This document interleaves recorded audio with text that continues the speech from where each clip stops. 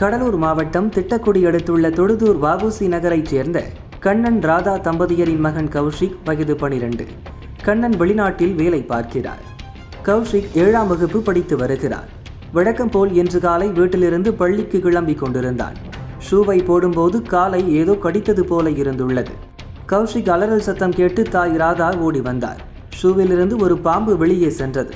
அதை பார்த்து ராதாவும் கௌஷிக்கும் அதிர்ச்சியடைந்தனர். பாம்பு கடித்த சிறிது நேரத்தில் கௌஷிக் மயங்கி விழுந்தார். அக்கம்பக்கத்தினர் உதவியுடன் மகனை அருகில் உள்ள அரசு மருத்துவமனைக்கு ராதா அழைத்து சென்றார்.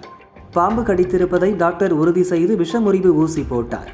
மேல் சிகிச்சைக்காக திருச்சியில் உள்ள தனியார் மருத்துவமனைக்கு அழைத்து செல்லப்பட்ட மாணவனுக்கு டாக்டர்கள் தீவிர சிகிச்சை அளிக்கின்றனர்.